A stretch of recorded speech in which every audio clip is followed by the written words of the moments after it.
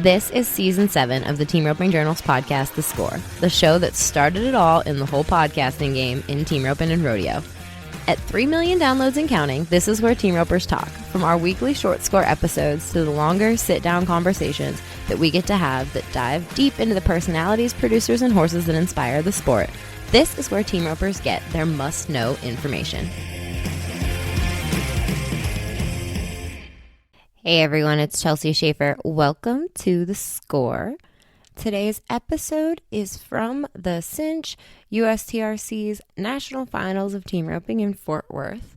I have a special treat for you guys because Andrew Ward and Jake Long happened to win the US Open, and DruStew, who is my colleague, longtime partner in crime, he interviewed them on the Preferred Sports desk. And this episode is pulled from that because they had so much good stuff to say to Drew that I wanted to let you listen to it. Now I'm going to explain a little bit more because today's episode was long planned to be brought to you by Cactus Ropes. Both of these guys happen to be kings with cactus ropes. That is Andrew Ward. He uses the Cactus Explosion, extra soft, and Jake Long uses the Cactus Mojo, hard medium.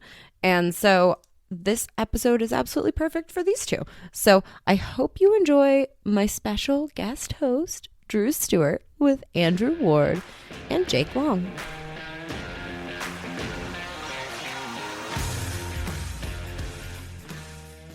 Well, everybody, it was a big day here at the Cinch National Finals of Team Roping.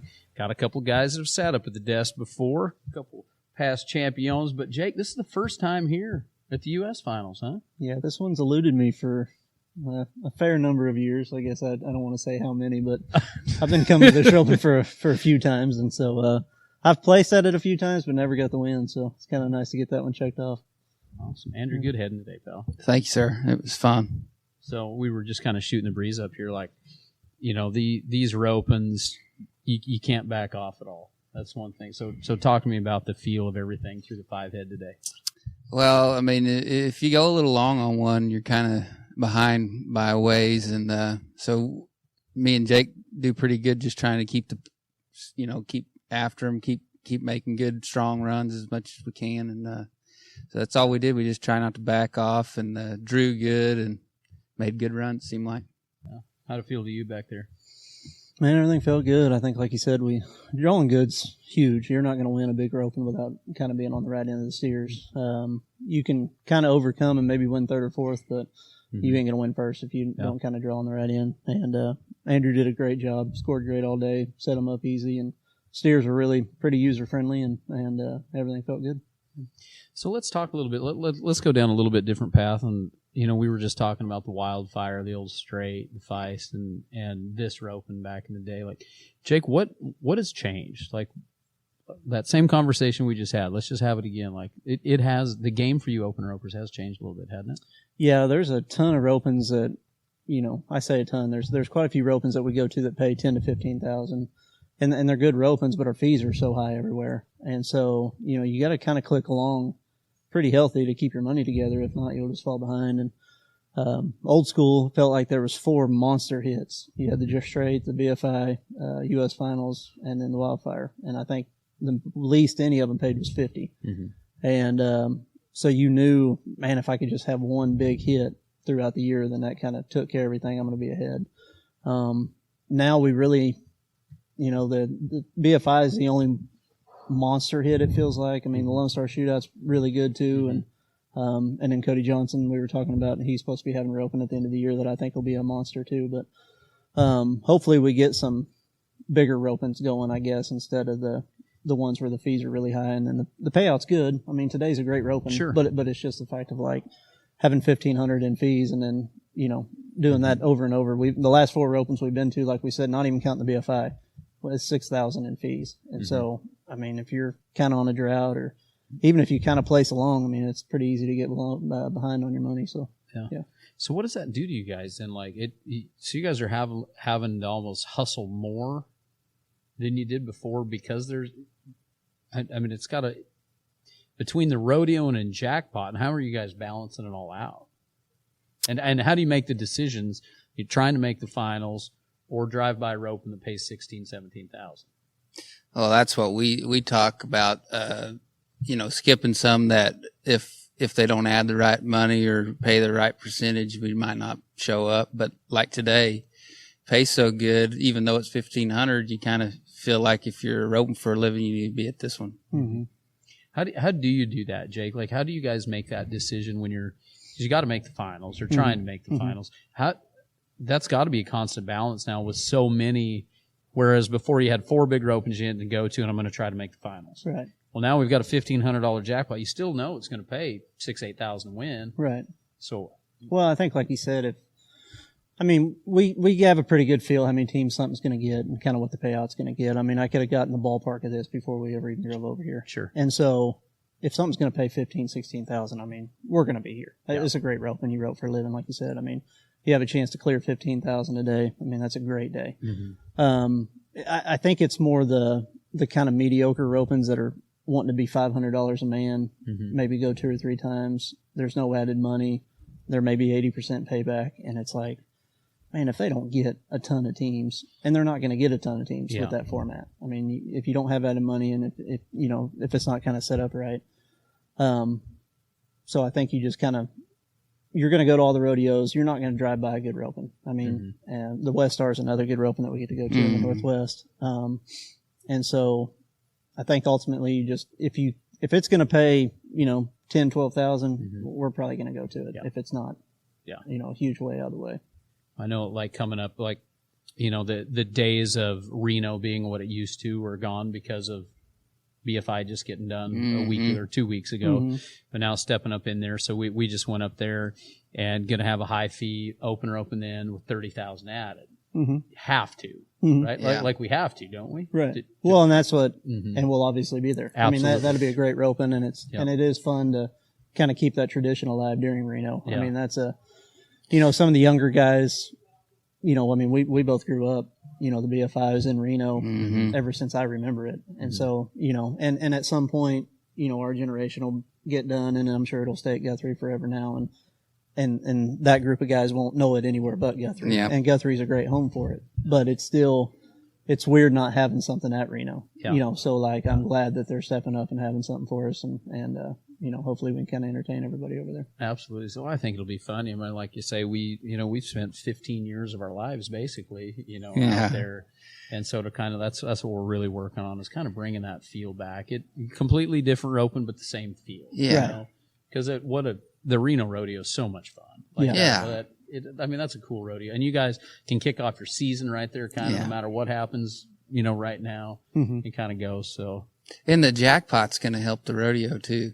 Guys you don't want to skip Reno if you're a rodeo guy, but you'll get guys at the Reno rodeo that came for the roping first. And that's why that Reno rodeo was so good for so long. And the city wants us out there because all the traffic we bring in. And if you guys are stepping up with added money, you're going to get us. There's no way. I mean, it's the way we're trying to make a living. So we look at it as a job, and we're going to be everywhere we, like today, they pay you, and it's worth riding a $100,000, $150,000 head horse, heel horse, and trying real hard, trying to make a living. So I think that's something huge to think about too, is the fact of like, it seemed, and not even that long ago, maybe 7-8 years ago, it felt like there was a bunch of smaller ropings that you could take a younger horse to, that you could, you didn't have to go try to, you're trying to win, but it wasn't just a massive thing that day.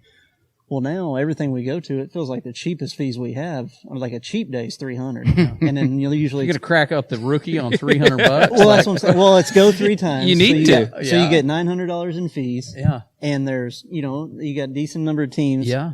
And open roping has gotten so tough now. Guys rope so good. And you don't want to put money up and try these young horses, waste your partner's money or your money. And so, it just feels like the fees are so high that you have to be on your best horse all the time. Or dang sure, one of your best too. And I think it's not quite as hard, but for these headers, I mean, like you said, man, they're giving, all this money for these horses, and then you got to go get them for 15 runs and, you're maybe going to win 7,500 or something, but it's like, but where's that fine line of I don't want to spend all this time losing versus, what I mean? I don't want to waste my head horse. I hadn't even thought of that angle of it at all. You're absolutely, the old 4 for 40s are gone that a guy can just go enter up and take your green horse and just get through them and get them some runs? Yeah. Mm-hmm. No, sir. Yeah, it's kind of nice if there is a 150 a man, go twice, and it's kind of you can take a deep breath, take a horse that needs to go somewhere. If I don't win today, I'm not going to have to not skip lunch on the way home. You know what I mean? Like, it is kind of nice to take a deep breath every once in a while. All right, we're going to take a break from today's episode. I want to tell you a little bit more about the ropes that Andrew Ward and Jake Long use. Andrew was using a Cactus Explosion Extra Soft to win the U.S. Finals and throughout the year. And the Cactus Explosion is part of the Relentless line of cactus ropes. It's got the added benefit of the Cortex. With this rope, it is the pinnacle of the team roping industry. Trevor and Barry worked on this rope for a very long time to get it just right. It's a 4-strand, medium diameter. It's got more durability, it lasts longer, and it is the perfect balance of weight and size. Trevor Brazil expects perfection in every product, and this one does not disappoint. Jake Long's rope of choice is the Mojo by Cactus Ropes. It is a 4-strand, 100% nylon, large diameter with lots of tip weight and smooth feel. You know who else other than Jake Long uses the Mojo? That is Clay O'Brien Cooper. It is a rope that lasts. It's uncolored nylon. It's strong. It keeps it consistent run after run. If you like an extremely smooth feel with lots of body and tip weight, this rope is for you. Learn more about all of the ropes Cactus offers at cactusropes.com. So what does that do then for you guys on preparation? I mean, I talked to T. Wade and Wesley here a minute ago, and we were talking about, horsepower. And, of course, we all know what's going on with the horsepower. And we're paying $100,000 for these horses and $80,000, like $50,000. When $30,000 to $50,000 is a cheap one. I know. When you're almost like, what's wrong with him? Yeah. 30? I mean. Yeah, right? Yeah, like. Hey, I'm looking at. I got my 6-year-old twin boys trying to buy ponies right now. Ponies are high. I'm like telling my wife we need to start breeding ponies. I'm not Let's get in this racket. Absolutely. But how do you guys maintain that? I really don't know. My life's kind of a gift from God, so I feel like I run into fortunate. I keep trying them and I've just been blessed by finding some that I can win on. And but that's the hard part about being a header. I mean, I'm only as good as what I'm riding, so you got to be careful and think about where you're going and stuff like that. But you also, if you don't go anywhere and then you just try to go beat the best guys, that's not going to work either. So it's the guys that are out here grinding it out against each other every day and come over here and put your name down and see how you did. And then it helps you through the summer, figuring out where you was at right now, help you in the summer too. Sure. Yeah, it's an old adage, kind of cliche, but that iron sharpens iron. For sure. You guys have to do it. Oh, Yeah. it's a monster, like you said. I mean, if you can feel like you're roping good, and then you show up here to this roping, and it's like, what are these guys doing right now? Go 7.5 a bunch of times, and well, then that's the everybody hard else part. will be I mean, in 5 and 6s. And you're Jackpot, like, and again, it wasn't that long ago. Like you could almost rope a leg. If you could rope this same roping and have a leg in place 10 years ago, Well, Speed and Rich won the U.S. Finals, a couple times with Right. legs? I mean, you just rope back into it. And they weren't 4-second runs catching up. Right. They were 5s and 6s catching up. And now you got to make probably 85 to 90% of a rodeo run 5 times in a row. Yeah. I mean, it really, you're running kind of that red line of like, I mean, you could put any of them runs together at Reno or somewhere. Sure. And you'd be tickled when the rodeo was over, Yeah. and then you got to come here and do it 5 times in a row. So, but that's back where, everybody's so good now and horses are good and everybody's talent levels rise enough that the draw is really, you have to draw good. I mean, we've been to some ropings, that roping at Oklahoma City. I thought we roped a great roping. We were just kind of on the wrong end of the steers all day. and then blasted we our squeaked last in and one. 1/4. You know what I mean? And Yeah. didn't leave there thinking anything besides Fist pumping man, each they other. just they just didn't give us the right steers, but we roped great. And that's what open roping is now. And that's where I think it's tough when you talk about the ropings that like I'm not a fan of the top loaded things. Because You've always been that way. I remember you pulled me aside after the first wildfire I put on and said, "Hey, Drew, it's cool. We're not going to pay $50,000, but pay it down a little bit." Yeah, I remember you and I having that. And I don't care if I'm conversation. high call or not even in the roping. Yep. because my belief, number one, like I said, everybody's so good nowadays. There was one year at the wildfire. Me and Coleman roped a great roping. We had one steer that kind of slid down in the corner just a little bit, and I had to take one extra swing. And we ended up winning third by like 0.2 of a second. And so it came down to that. Yeah. Well, first place is 50, and I think we won 12. Yeah. And 12's a good day. I'm not saying that, but Sure. it's such a huge drop from, Yeah. I'd rather the roping pay 30 for first, and then, third pays 20 because it's 30, 25, 20 or something like that. And then I think the one thing I disagree with the World Series is I think for the betterment of the sport, you need to pay more holes at all the ropings, because I think the more people that can leave with money, the more happy everybody is. And I know the slot machine deal, and it's all good, and they all look at the headline of it paid, 25,000 or whatever it is. But, 22,000 feels just as good.